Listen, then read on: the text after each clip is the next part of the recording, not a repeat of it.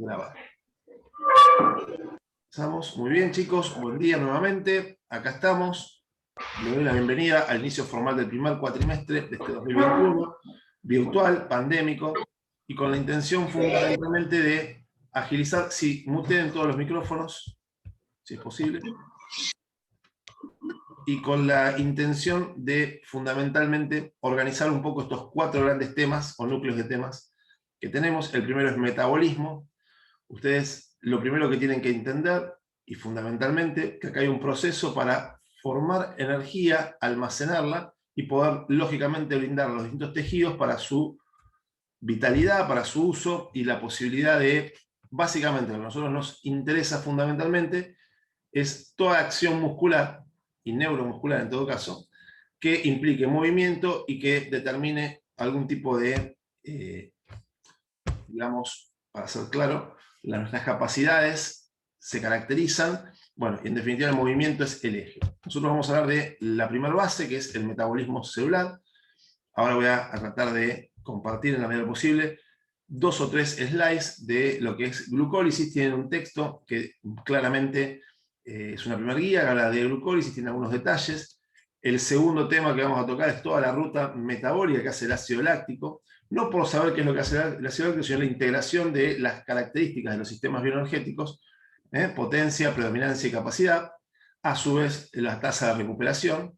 Entonces uno va a tener una clara imagen, una clara idea de fundamentalmente cómo obtenemos y qué posibilidad tenemos de manejarnos a determinada intensidad, por qué tiempo y con qué capacidad de hacer repetido ese esfuerzo. Bien.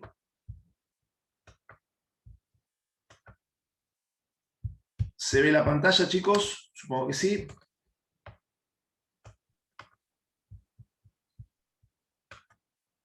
¿Se está viendo bien? ¿Alguno que me diga sí, no? Levante la mano. Perfecto. Sí, profe. Sí.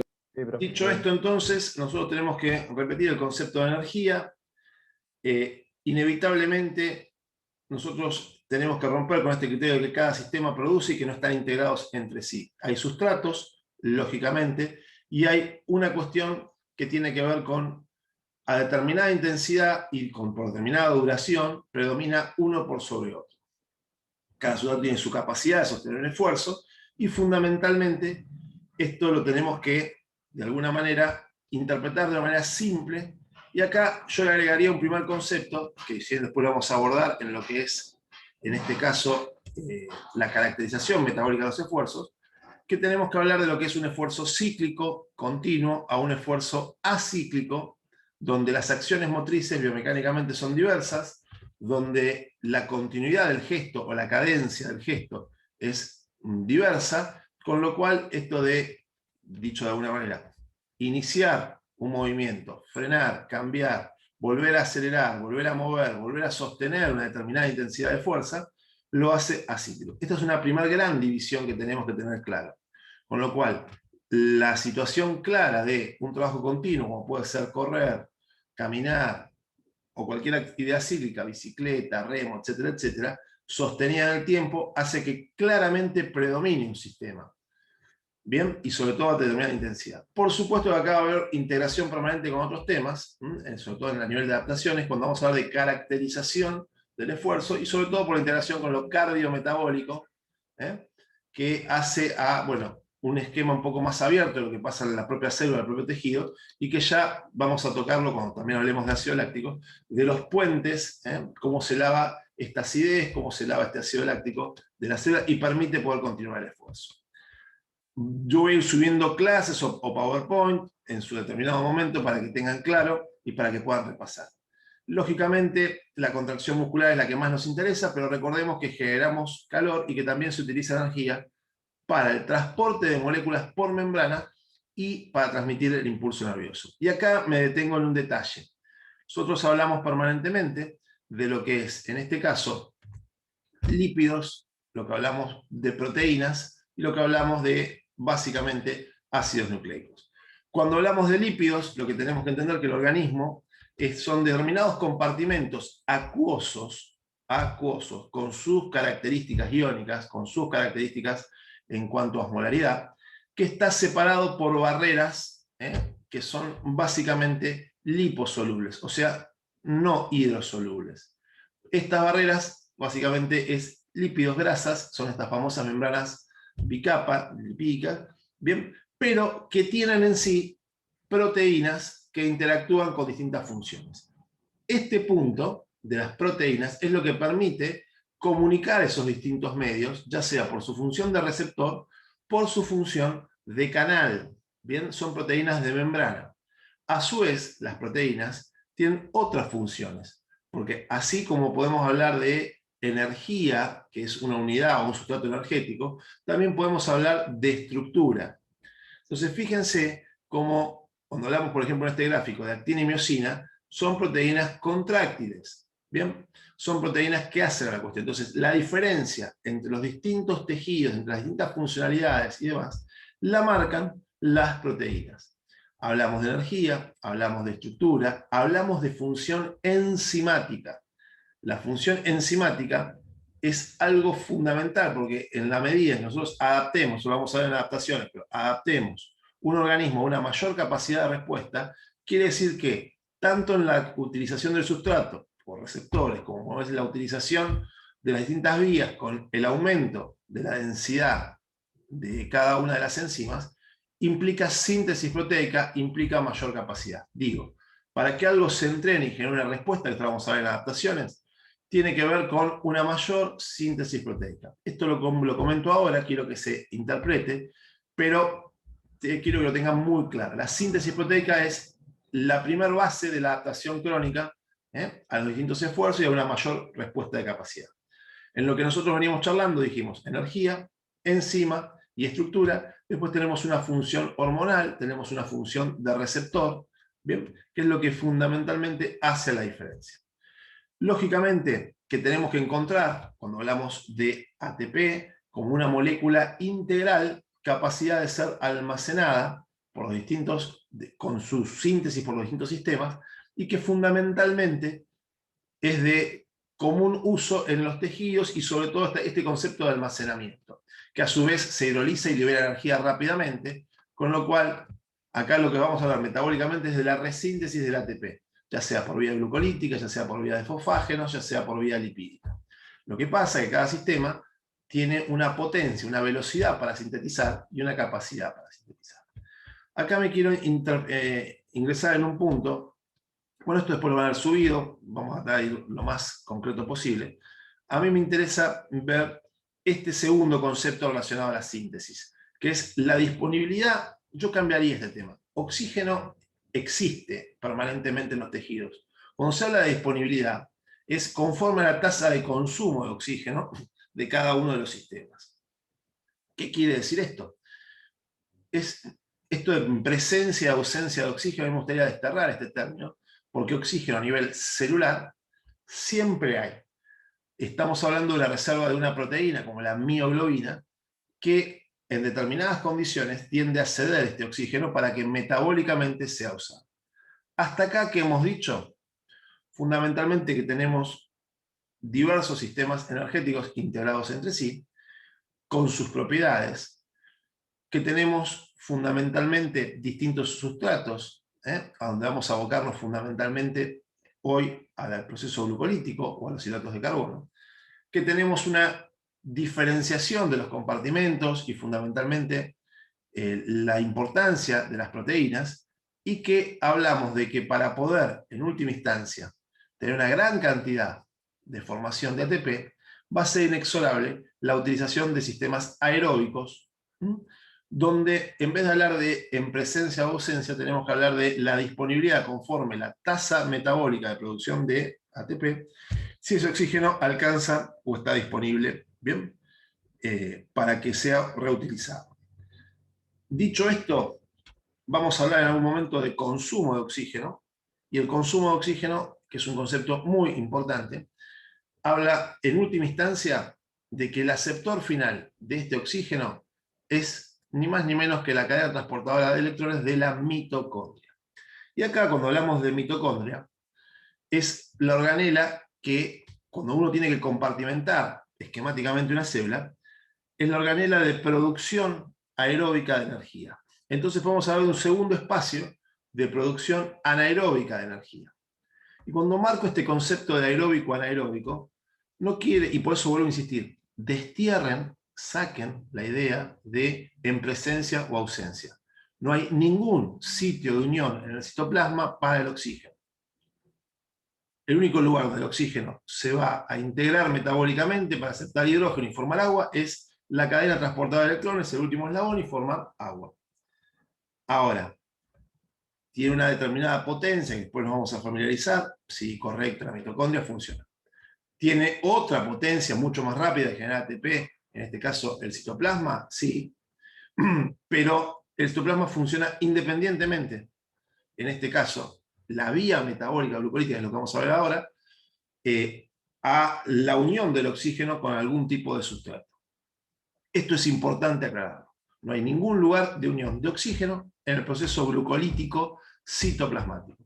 ¿Por qué digo esto? Porque cuando hablemos, lo han escuchado en el teórico, se habla de glucólisis aeróbica, anaeróbica, de glucólisis rápida, glucólisis lenta. Y en definitiva, glucólisis es un único proceso de oxidación, y hablar de oxidación no es hablar de utilización de oxígeno, porque uno puede aceptar oxígeno para oxidarse o, en su defecto, ceder hidrógeno. Y este concepto de ceder hidrógeno a veces queda soslayado, y mucho más trascendente es la utilización del NAD como cofactor para poder transportar ese hidrógeno a algún otro sustrato, que podría ser tranquilamente el piruvato, que podría ser, lógicamente, la cadena transportada de electrones, como fuente para evitar el cambio de pH interno, que aumente la acidez y que pasen algunas cuestiones con las enzimas para que bloqueen la acción. Esto parece complejo, pero no lo es. Esto lo vamos a volver a charlar. Yo lo que quiero que entiendan hoy simplemente es: hay un proceso citoplasmático oxidativo, pero que tiene que ver con la sustracción de hidrógeno, que va a ser llevado por el NAD a distintos, o va a ser transportado por el NAD a distintas opciones. Una puede ser claramente la cadena transportada de electrones, y otra puede ser la aceptación por parte del piruvato y formar ácido láctico. Dicho esto, ¿qué pasó acá? ¿Qué no pasó? A ver, ahí está. Bueno, esto es lo que hablábamos: reacción química, sustrato, lo van a tener para leer, lo van a tener para ver a partir de mañana, seguramente subo todo.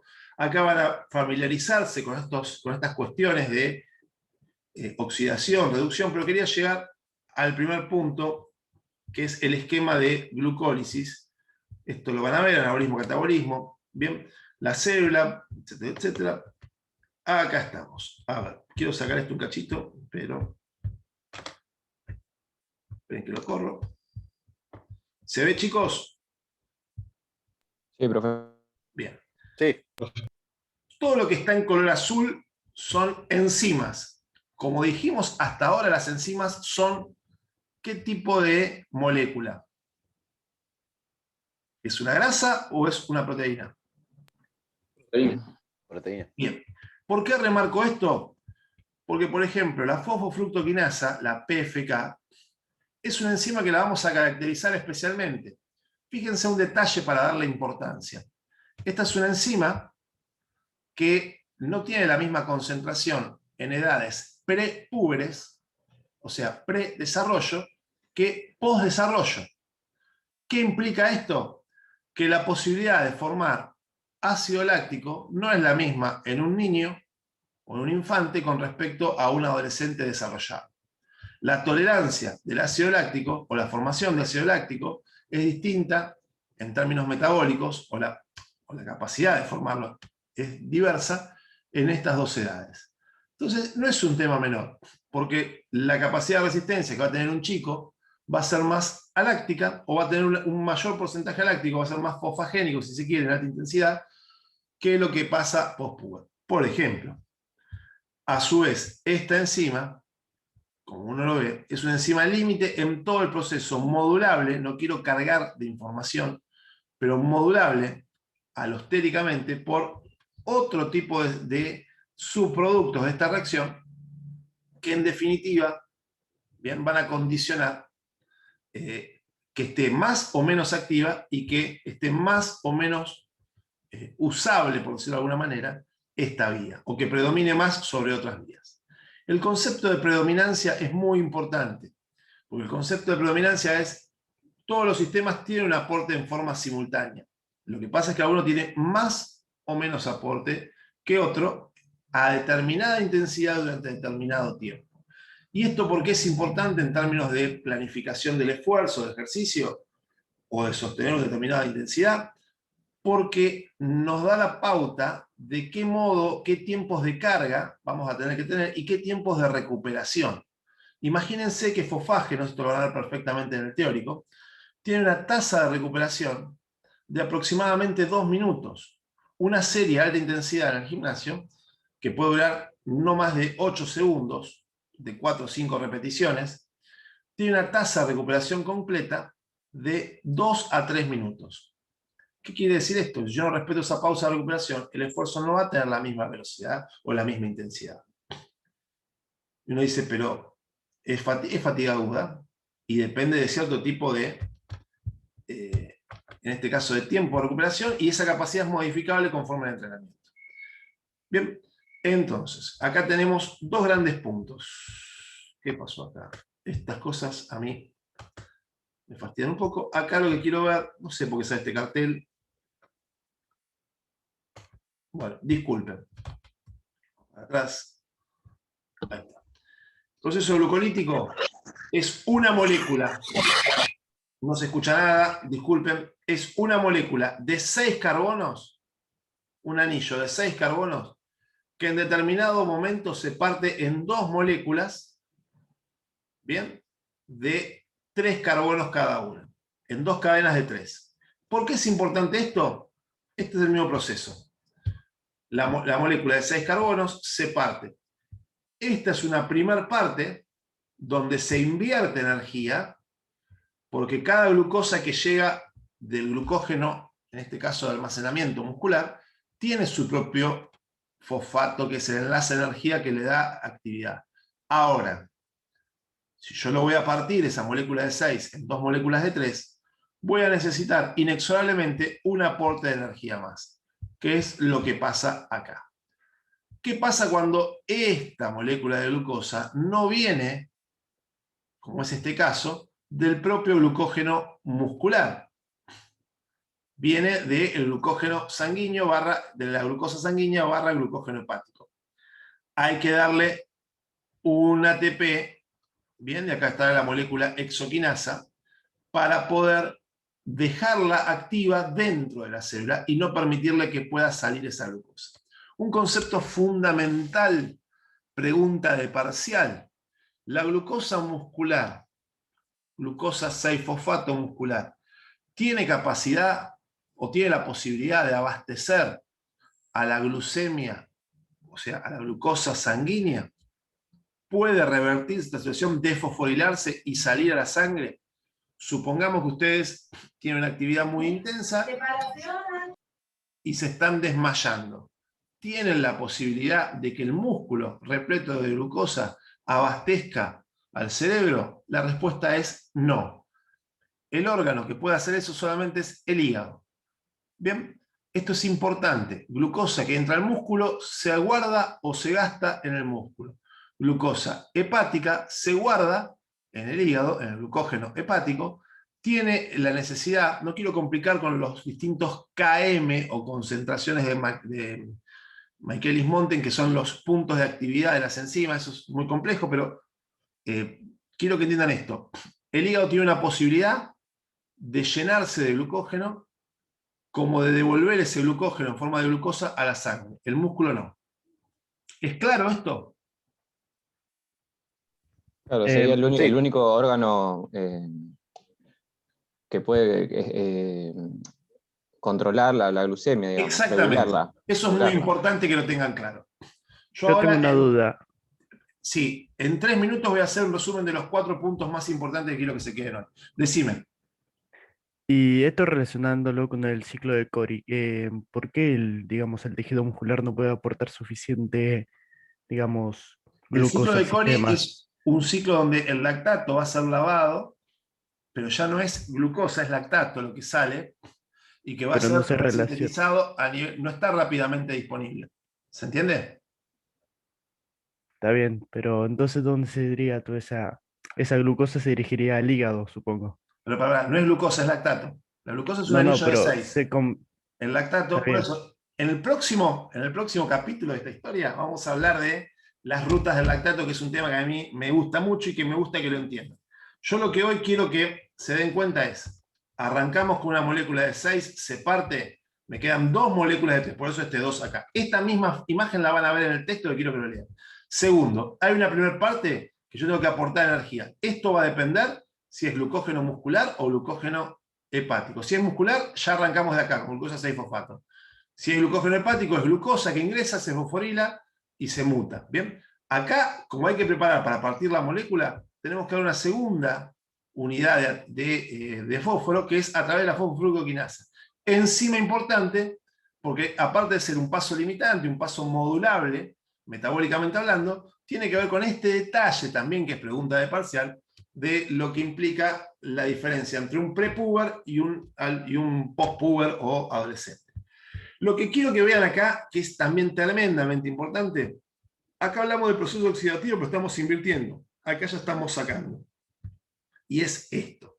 El NAD se está, en este caso, claramente oxidando porque estoy sustrayendo hidrógeno. Saco hidrógeno, no agrego oxígeno.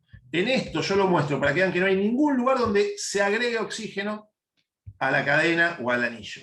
Bien, finalmente formamos ácido pirúvico. En síntesis, diría Santo Biasati. Acá lo que tenemos que tener claro es, punto 1, los procesos metabólicos tienen distintos sistemas, ya lo han visto en fisiología humana. ¿Esos sistemas tienen características, potencia, predominancia, duración y recuperación? Sí, claramente.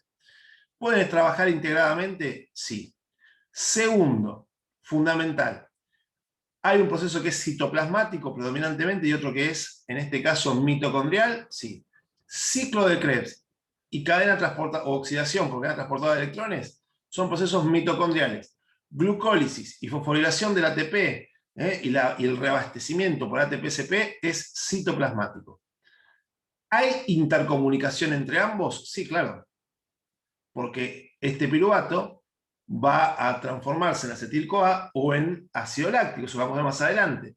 Con lo cual lo que va a pasar es, esto va a tener, según la intensidad del esfuerzo, distintos efectos dentro de esa célula, distintas fatigas y demás. Lo importante, los 3 puntos importantes, es, por un lado, que hablamos de diferenciación de sistemas, con dónde los ubicamos a cada uno de los pasos importantes, qué es mitocondrial, qué es citoplasmático.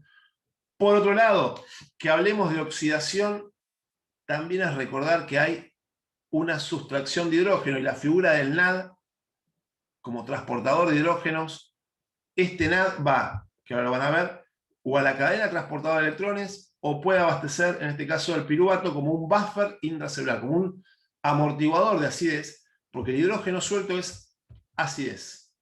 Acá, bueno, vamos a hacer una diferenciación del NAD, bueno, etcétera, etcétera. Y quiero que vean esto que es muy importante para mí, este esquema, esperen que paso rápido acá, este esquema. Esto es lo que pasa en la mitocondria, esquemáticamente. A su vez tiene 2 espacios, un espacio intermembrana por donde va toda la cadena transportadora de electrones y un espacio o matriz mitocondrial. Fíjense cómo el piruvato puede ingresar directamente para transformarse en acetil-CoA y a partir de ahí generar toda una estructura de ATP. Fíjense que esto es un espacio de alta acidez, hay hidrógeno, cadena transportadora de electrones, hidrógeno que es mucho más ácido, por eso están compartimentados uno de otro.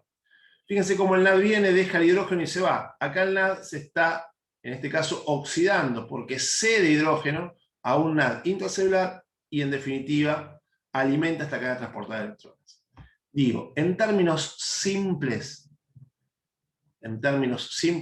hay una producción de ATP citoplasmática y hay una producción de ATP mitocondrial. Bien, esto es algo muy simple de entender. A partir de acá, lo que tenemos que ver es, nos quedamos en piruvato y se sigue metabolizando y seguimos formando, y eso sea parte del proceso de glucólisis aeróbica, o este piruvato no puede entrar y por la intensidad del esfuerzo tiene que aceptar hidrógeno y transformarse en ácido láctico para esto que habían charlado ahí del ciclo de Cori. Bien, bueno, hasta acá vamos a ver hoy, pues después entramos en lo que será el segundo capítulo, segunda parte, que es ácido láctico. Yo lo que les pido, chicos, es el documento glucólisis, léanlo, mastíquenlo y de a poco se va a generar el canal, por ahora es el foro, pero el canal a través de los grupos, de la interacción que van a tener entre ustedes, para poder discutir y debatir. Segundo, esto el viernes, mañana o pasado ya va a estar subido para que lo puedan chequear, un extracto de imágenes para que ustedes puedan ver y jugar un poco respecto a dónde va cada cosa, cómo funciona, cuáles son las enzimas importantes y demás. Tercer punto importante, no lo quiten esto de un plano funcional, de un plano de actividad física. Si bien nosotros vamos en la última semana, la tercera semana, vamos a hablar de caracterización del esfuerzo, ya vayan haciéndose la idea de que hay esfuerzos cíclicos y acíclicos. Nosotros a veces nos es más fácil desde lo cíclico, bicicleta, caminar, correr, nadar, etcétera, etcétera, porque vemos un esfuerzo continuo, una cadencia biomecánica, y podemos darle un formato a esa intensidad en variables que utilizamos, sea VO2, sea frecuencia, sea milimoles de lactato, lo que fuera. Pero tienen que empezar a ordenarse esto. No se preocupen si alguna cuestión no queda, no la alcanzan a comprender, porque esto se va a alivianar en las próximas semanas. Tienen espacio para preguntarme lo que quieren, yo dejo de compartir, y ahí hablamos de lo que ustedes necesiten.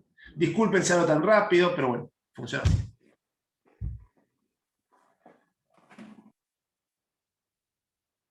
Preguntas, chicos, sacudan.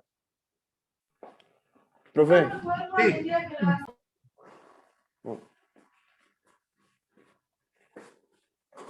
Escucho. Bueno, en este trabajo, en este documento de glucólisis que subiste, ¿qué tan importante es conocer las 11 enzimas que intervienen en No, de ninguna manera, de ninguna manera. Las dos que especifican en el teórico, está bien. Juan, mirá, yo te la resumo muy simple. Hay que tener claro la función de exoglucoquinasa, hay que tener en claro la función de la PFK y sobre todo la piruvato deshidrogenasa o LDH. ¿Bien? Lactato. Perfecto. Yo voy a marcar 4 enzimas importantes. A mí no me interesa que sepan específicamente el nombre de cada una de las enzimas. Lo que ayuda a entender es que esos nombres tienen un sufijo. Si es ATPasa es porque algo está pasando con el ATP, ¿bien? Si es deshidrogenasa es porque está quitando hidrógeno. Entonces, eso sí me gustaría que lo lean o que lo vean un poquito. Aclaro esto, mi estrategia a veces de estudio tiene que ver más con una imagen que ustedes puedan jugar e interpretar qué pasa y la vean varias veces hasta que le saquen ustedes su propia impronta, que leer texto repetidamente. Pero vamos a tener que jugar. No son los mismos tiempos que presenciales. Perfecto, gracias, profe. ¿Alguna otra pregunta? Bien, estén atentos entonces, entre hoy y mañana yo voy a tirar algunos detalles para ir armando los grupos, para que puedan hacer sus actividades, son muy importantes, el vínculo por WhatsApp es muy importante también, el foro a veces anda mejor, anda peor, se colapsa, entonces digo, son líneas paralelas, lo que sí tengan en claro que yo estoy para ayudarlos y para tratar de que sea lo más accesible posible el conocimiento y la interacción y el uso de ese conocimiento en términos aplicados.